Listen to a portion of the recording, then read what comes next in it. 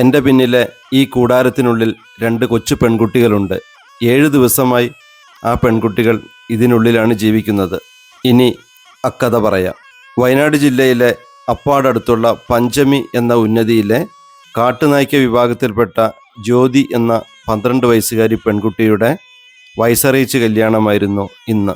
വയസ്സറിയിച്ച അന്നു മുതൽ, അതായത് മെൻസസായ അന്നു മുതൽ 12 വയസ്സുകാരിയായ ജ്യോതിയും ജ്യോതിയുടെ ബന്ധുവായ സ്നേഹ എന്ന് പറയുന്ന കൊച്ചു പെൺകുട്ടിയും വീട്ടുമുറ്റത്തുള്ള ഈ കൊച്ചു കൂടാരത്തിനുള്ളിലാണ് താമസിച്ചുകൊണ്ടിരിക്കുന്നത്.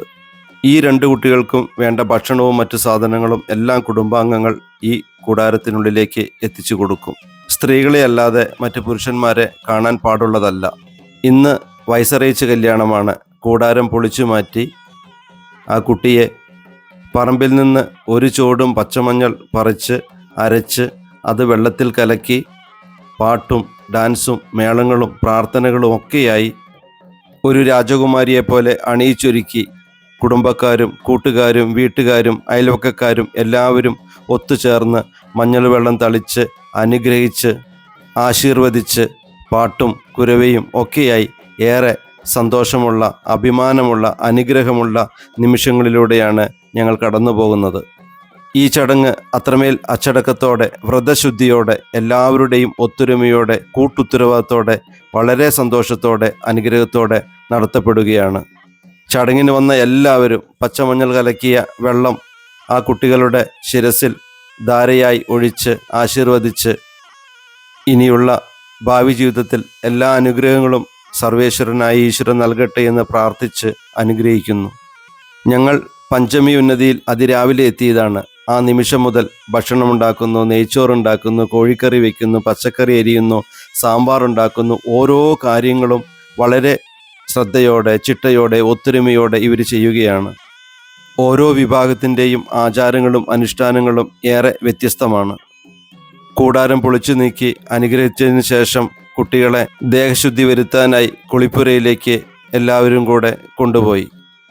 വയസ്സറിയിച്ച പെൺകുട്ടിയുടെ ഈ ചടങ്ങിനുള്ള സാമ്പത്തികം അച്ഛനും അമ്മയും ഉണ്ടാക്കുന്നതുവരെ വീടിന് മുന്നിലെ കൂടാരത്തിനുള്ളിൽ കുട്ടി താമസിക്കണം. അത് മാസങ്ങളോളം നീണ്ടുപോകാം. താലിക്കട്ട് പോരമേ, താലിക്കട്ട് പോരമേ, താലിക്കട്ട് പോരമേ, താലിക്കട്ട് പോരമേ. ദേഹശുദ്ധി വരുത്തിയതിനു ശേഷം കുട്ടികൾ മറ്റാരെയും കാണാതിരിക്കാൻ വീണ്ടും തലമൂടി അവരെ വീടിനകത്തേക്ക് കൊണ്ടുപോകുന്നു.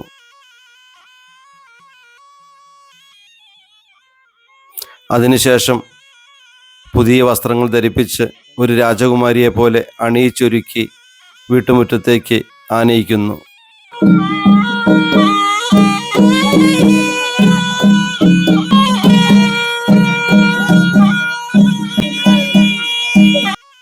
ഓരോരുത്തരായി കടന്നു വന്ന് കുട്ടിയുടെ കഴുത്തിൽ കെട്ടിയിരിക്കുന്ന തോർത്തിൻ്റെ ഇരുഭാഗത്തും കിഴി പോലെ കെട്ടിയ ഭാഗത്ത് ഒന്നിൽ വെറ്റിലയും അടക്കയും നിക്ഷേപിക്കുന്നു, മറ്റേ കിഴിയിലെ പൈസ നിക്ഷേപിക്കുന്നു.